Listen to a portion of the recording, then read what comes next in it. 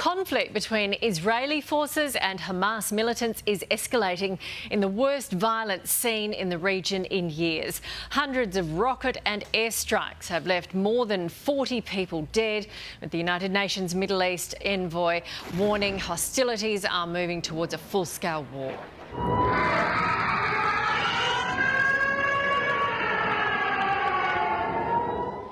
The deadly fighting follows weeks of near-nightly protests over forced evictions in East Jerusalem. Joining me now from Tel Aviv is journalist Sarah Coates from I24 News. Thank you very much for your time. What's the latest news on the ground there? Yeah, good morning, Nat. Well, this region, as you mentioned, is absolutely descending into chaos. We're just on our way back now from Jerusalem, and we've had teams all across the region.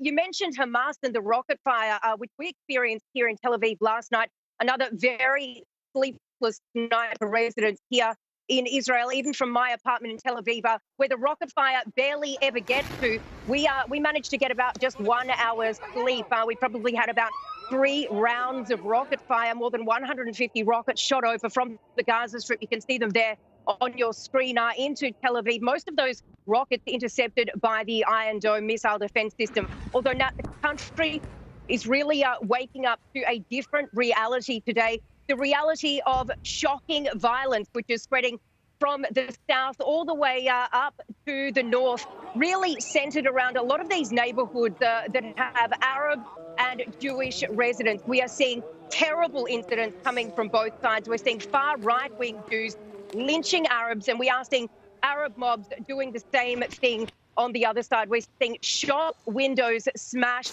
as authorities here are calling for calm. And as you mentioned, the UN's Guterres is calling for escalation ASAP. We've got more than 50 Palestinians dead on that side. And just a short while ago, the death toll rose to at least 7 here in Israel with the death of a 6-year-old boy. This little boy was actually sheltering inside his rocket shelter there in southern Israel, and the rocket actually penetrated this shelter and critically wounded this little boy. So it's really shaping up to be a few more days of terrible fighting here now.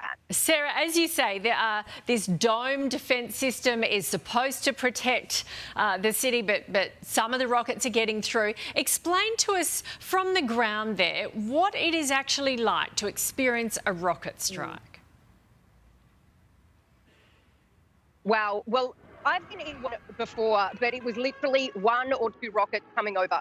Last night, I just come off air. We heard the sirens. So Hamas basically said to Israel, if you do not remove these security forces from the Temple Mount by 6 o'clock, we will start shooting rockets. So they started shooting rockets into the south around 6 o'clock. Then they said, if you do not adhere to these other demands by 9, we will start shooting at Tel Aviv. Now, our studios, if you look that way, that is Tel Aviv. We are in Jaffa, just through there. So the rockets actually come from the south, which is that way, right over the hill. And they were on time. 2 minutes ahead of time, actually, Hamas began shooting a barrage of rockets into Tel Aviv. These rockets were intercepted, most of them, by the Iron Dome missile defense system just above our studio. We were all rushed to a safe room, although the booms from these interceptions were just so strong that the reinforced windows outside our studios were shaking. Then overnight, I don't even have a rocket shelter, along with many people in my building in Tel Aviv. So they tell you to just lay on the floor, cover your head, and wait till you hear the boom. So that's basically what we were doing all last night. And that rocket fire is continuing into tonight, and we can expect it to last for the next few days. Yeah, just a terrible situation for obviously everyone there. You're doing an extraordinary job. I'm sure your family will be happy to see you on air and see that you're safe. Sarah, thank you for your time this morning.